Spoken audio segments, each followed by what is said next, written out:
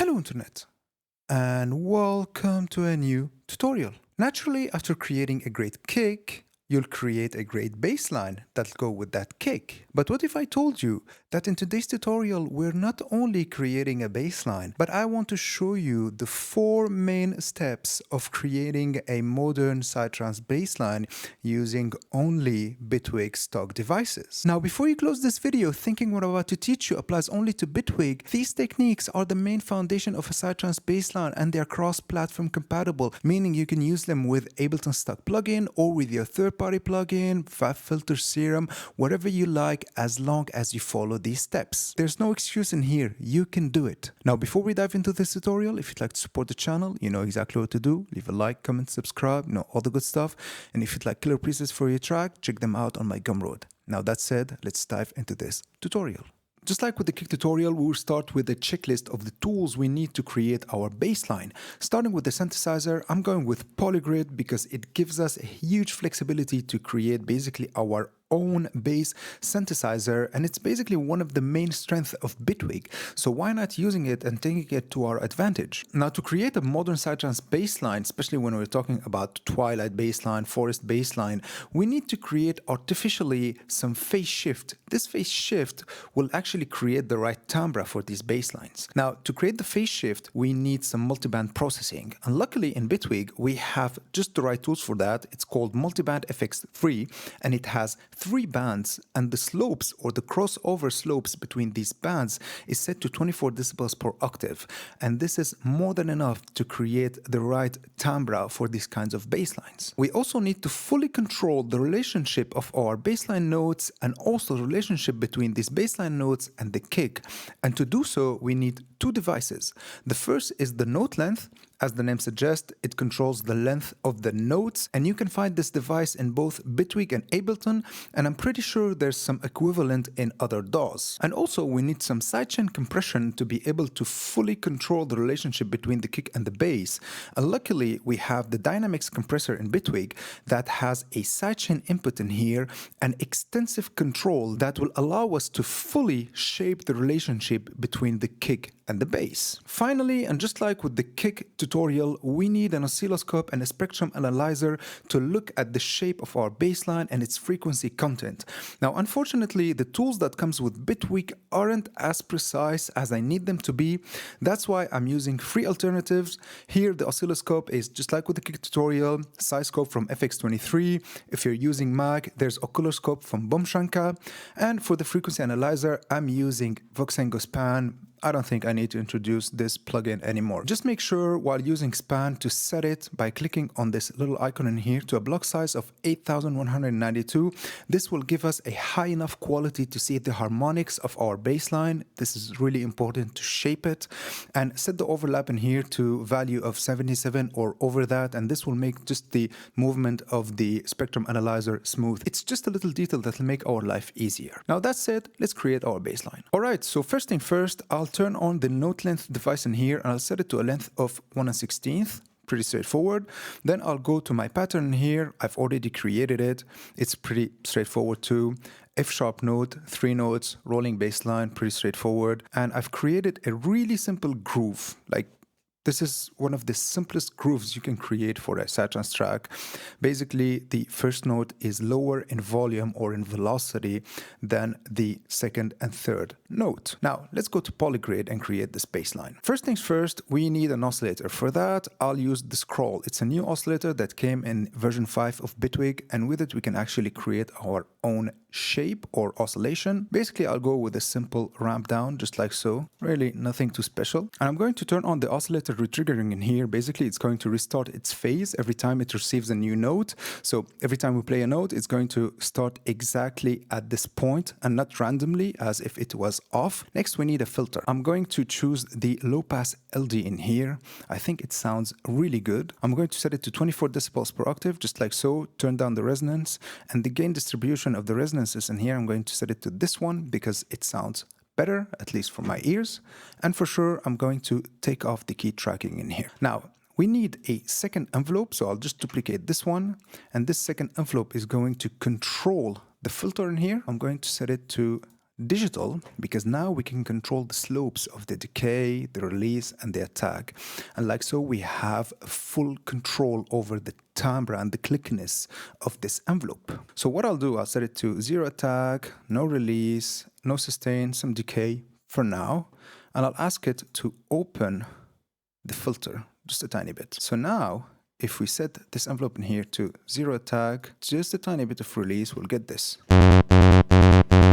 Nothing too special. Let's take down the oscillator an octave lower.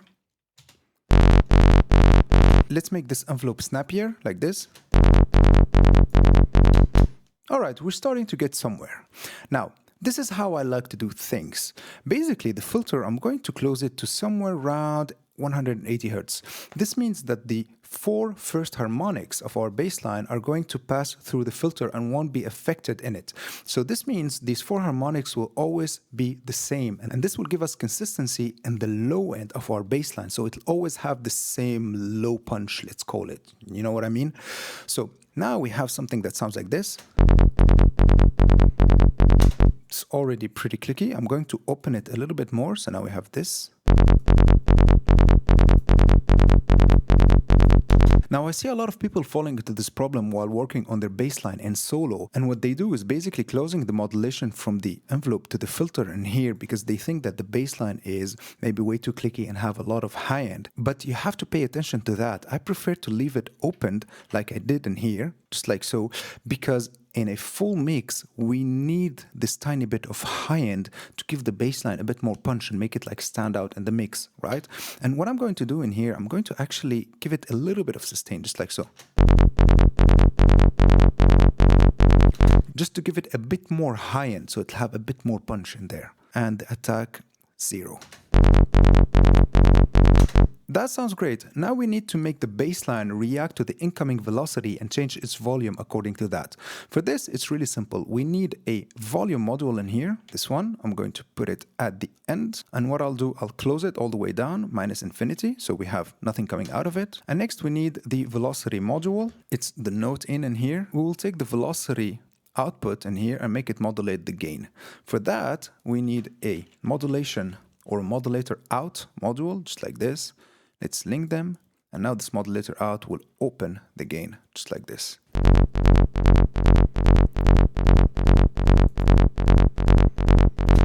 We got our groove. Now let's move on to the next step. Step number 2 is all about getting the right timbre of the bass line by artificially creating this phase shift. And for this, we need the multiband effects in here, and we also need to take a look at the scope and the frequency spectrum to make sure we're not ruining the overall harmonic content of this bass line. How to do it? We're going to leave the 4 first harmonics alone, so we'll just close it to maybe like 180 Hz. Let's look at the spectrum analyzer. I'm going to leave these 4 harmonics untouched. I'm going to set the slope in here to maybe 180, somewhere like this. And next what we will do is finding the sweet spot of this high crossover in here that will not ruin the mid-lows of our bass line, but also gives us the right timbre. Check this out. I'll unhold the spectrum in here, and now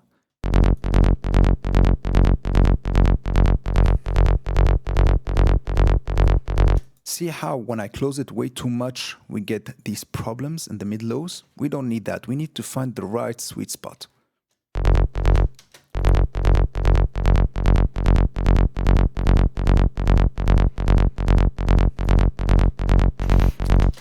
And we're trying to create a shape that kinda looks like a sine wave, basically, or like a cake.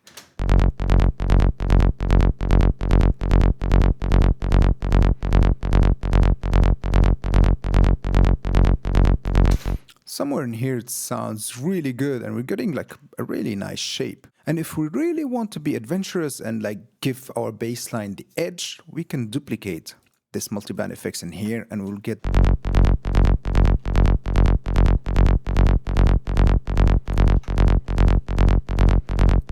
And because we might be introducing some problems in the mid-lows in here, we want to get like full control over these bands. So what we will do, we'll just like group them like this. We will add a macro. I'll set this high crossover all the way up, and this macro is going to control them just like this all the way down. So now basically we can control the crossover frequencies with just one macro. Check this out.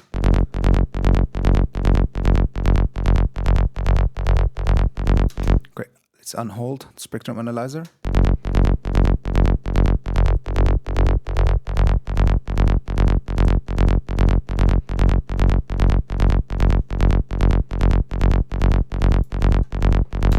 And we can do the same thing with the low frequency. So let's set that to the minimum value in here. Let's add a macro.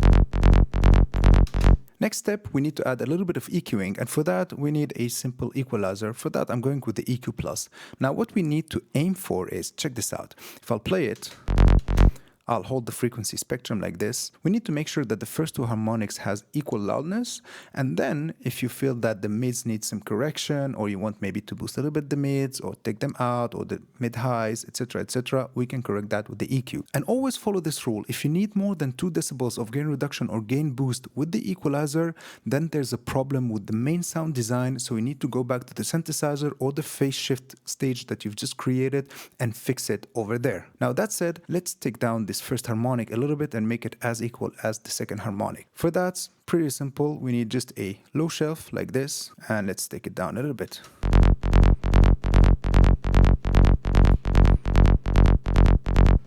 And see, always working with the spectrum analyzer. And you know what? I'll take down the mid lows just a tiny bit like this.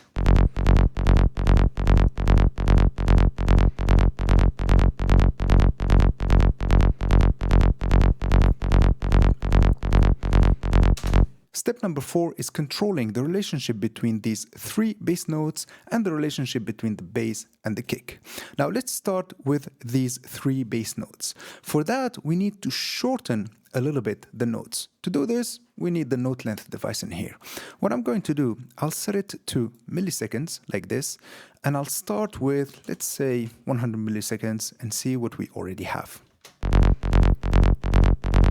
Alright, better, but let's make it shorter, maybe 95 milliseconds. Okay, let's make it shorter, maybe 90 milliseconds. Perfect, now we're getting somewhere. Now, I can make them shorter a bit, but listen what will happen when I make it shorter. You'll feel that the bass line is empty. Check this out.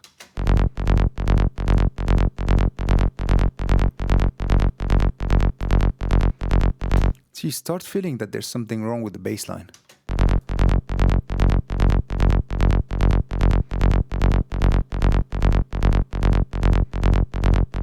See how much we lost with these 3 milliseconds? But now we have just a tiny bit of a problem. The bass line is still overlapping with the kick, right? Because here we have the transient of the kick, and this will kill it a little bit. And that's why we're going to use the sidechain compression. Now for that, it's pretty straightforward. We're going to take the device input in here, I'm going to set it to kick, and we'll take it pre. Pre in this case means that the compressor won't take in consideration the fader of the kick channel, meaning that if I'm going to take it a couple of decibels lower or a couple of decibels higher, the compression is going to stay the same, unless I go to the kick synthesizer and here kick 2 and I'll take it down from there. Hope that makes sense. Now, what I'm going to do, I'll set the attack to the minimum possible, release to something really fast, and what I'll do, I'll go to the sidechain effects in here and I'm going to add an equalizer. This will help me filter out the low end because I don't want the low end of the kick to affect the sidechain compression in here. I just want the high and the high mids, basically where the transient is, to affect this compression, because this is basically what we want it to duck, right?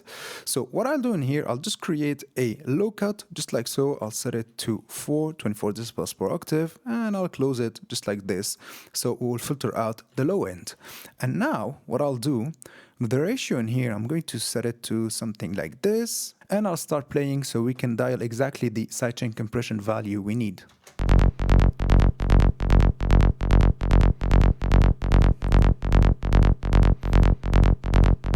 See, now we're affecting the first note. So what I'll do, let's release. Perfect. We still have something overlapping with the kick in here. So what I'll do, I'll go with a harder knee, just like this.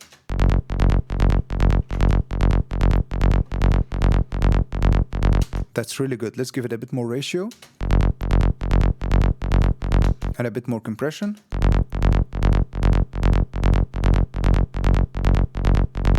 Okay, that's a bit too much. Maybe let's release, because we were affecting the first note.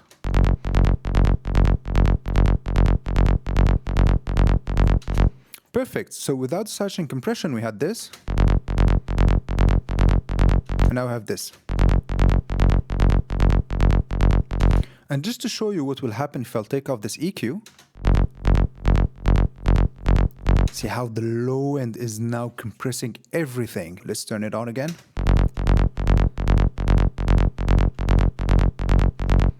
Now let's hear it with the kick and see what we already have.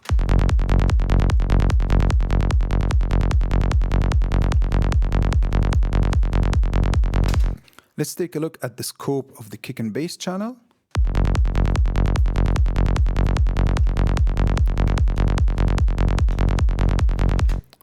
Check this out. I'll take off the sidechain compression and check how the transient will change.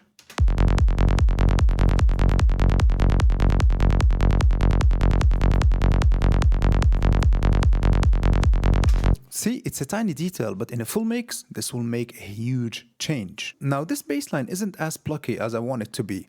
To fix that, I'll take this second ADSR in here, controlling the filter cutoff, and I'm going to give it a bit less decay, and I'm going to change the curve to make it pluckier. So now we'll have this.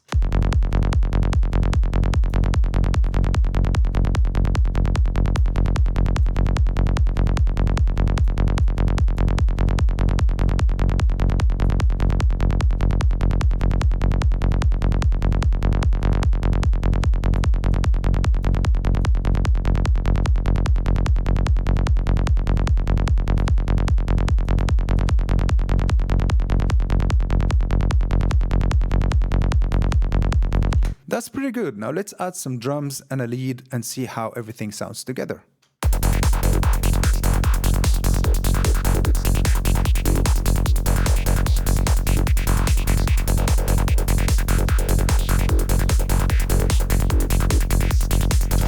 And this sums up the 4 main steps of creating a modern Psytrance bassline. Now, if you want to dive deep into the teeny tiny details of the process, you can check out my crash course on my Gumroad. But with this is the end of this tutorial. I really hope you've liked it. I really hope you've learned something new. See you next time.